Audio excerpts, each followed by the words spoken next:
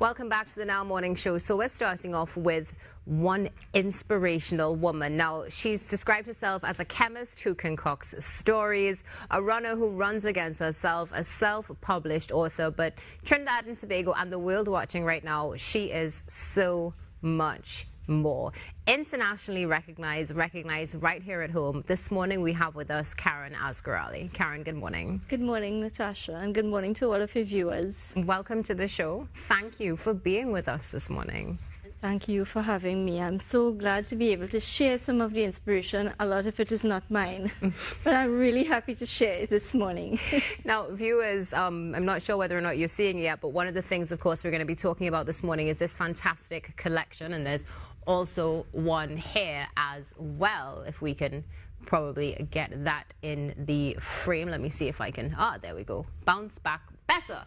Karen Asghar-Ali. Now, Karen, let me just take this for example. 10 key steps for building resilience. That is just perhaps a touch of insight into some of the things that you have experienced in your life. So can we start at the beginning and learn a bit about you and what has gotten you to this point where you sit with us this morning? Sure, Natasha. So my story, it was a very normal story at the beginning. I was just a chemistry teacher for many years until Tuesday, the 29th of January 2013, when I was shot in my face, my chest, and my shoulders during an attempted robbery. When I was shot, my chin was almost completely blown off. It was holding on by a thread, so eventually I lost part of my chin.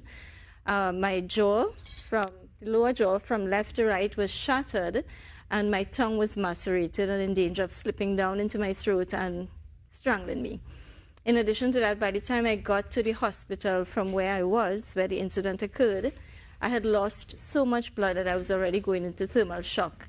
So that, of course, was the start of what I just described to you as the second part of my life. Yeah. At that point, I was actually left for almost dead by those bandits, but I don't think God was ready for me up there yet. And I hope eventually to get there. But at that point in time, when I got to the hospital, I just had to do emergency surgery very quickly. I say very quickly, but it took quite a while because they had to take out all the shrapnel. My whole face is covered with glass and bullet pieces and metal and all sorts of bone and all sorts of things. And so they had to clean out all of that to ensure that there was no infection taking place before they could do any further work. So that night, they spent quite a few hours cleaning and just stitching back things in place. I stayed in ICU for about 3 days when I was told initially I would be there for 6 months. And then I stayed at the hospital, I was transferred to Ward 8. I stayed in Ward 8 for about a month, during which time, they told me it would take about 1 year before I was able to leave. I was able to leave after 1 month. During that 1 month, I was hooked up to a nasogastric tube, which meant that I couldn't eat, obviously, because of the nature of the injury. And I couldn't speak for the first 3 weeks. And because I couldn't speak, I would sometimes write to communicate. And sometimes just to, sometimes you have self-talk, but you want to talk it out. And I couldn't do that, so what I started doing was writing. Even some of my prayers I used to write. And so the writing started with that. Wow. Thank you so much for sharing that.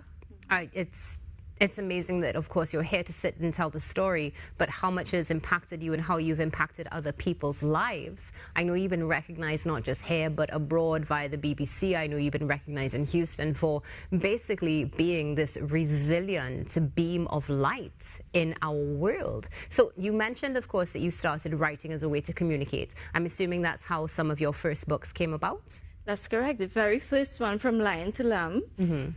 A Spiritual Journey. That one it's a memoir of what happened during that incident, but it pulls from different aspects of my life because as an educator, I couldn't just retell the story of what had happened to me. I don't think that would have made any sense, just to perpetuate the negativity that happened. Instead, what I did was I built the book around the Beatitudes that comes from the New Testament, so that each chapter is built on one of the Beatitudes. There are about 8 chapters. And the messages are universal messages on peace and love and mercy and forgiveness and things like that. And I know that's definitely, of course, something that you would have had to work through as well. Again, monumental feat that you're here with us this morning. Now, I've just got a little indication of how much time we have, and we really need to talk about your hot cocoa series. I mean, this is incredible. I love the fact that you have that local flair with the hot cocoa. So let's talk about your hot cocoa series, what inspired it, and who you're featuring. So in speaking on all different platforms, I always came across people who had their stories that they wanted to share. And I also have a free platform that's called Writing to Heal. And in that platform, I realized that people also want to write. So I put the things together and I realized, okay, let me give people a place, a sanctuary of hope through these inspirational stories from everyday heroes, as I call them. So that came about, and I had to come up with a name, a title. And I remember from Michael Anthony's The Year in San Fernando, there was a scene where he described being indoors, trapped indoors on a rainy day and smelling hot cocoa and the comfort that brought him, and was something that brought me comfort too in my own time. So I thought, you know what, this is the ideal name for this series. And so, you know, that's where the concept came up from. And the first book, Hot Cocoa on a Rainy Day, 10+1 Stories to Warm Your Heart, that was just a collection with a range of people, including people like Mr. Winston Ducaran and Deborah Maylard.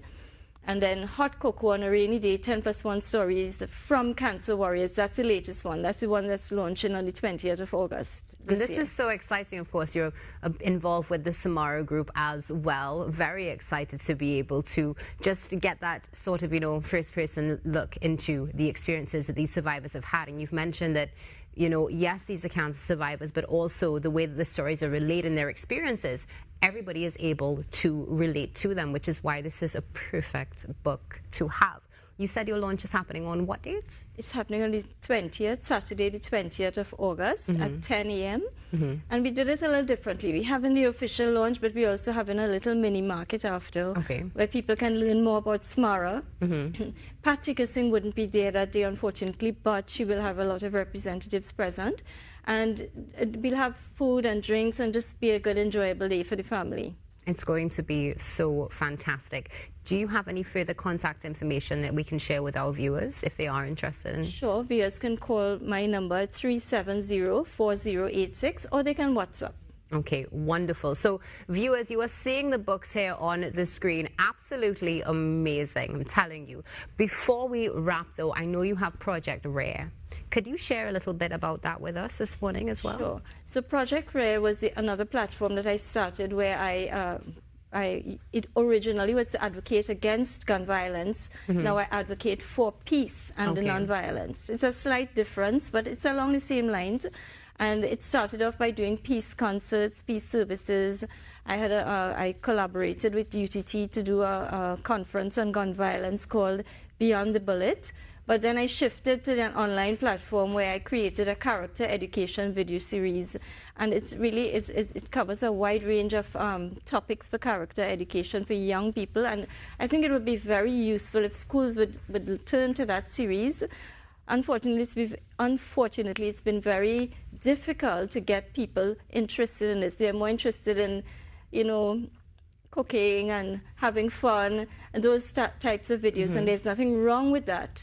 But I think it's time that, you know, we start looking at building character, not just with young people, but for everybody. Definitely. I couldn't agree with you more, because awareness is key, especially in the times that we live in now, because at the end of the day, we see, regardless of how much time passes, these things are still taking place. So we educate them from a younger age, and of course, with wonderful books like this. Karen, thank you so much for being with us this morning. I feel like we could sit here and talk for hours, so I'm sure we'll meet up again soon and have a conversation. But for now, Trinidad and Tobago, Karen Asghar-Ali, author, chemist teacher, survivor, and so much more. This is the Now Morning Show. Stay tuned. There's a lot more coming up on Tuesday.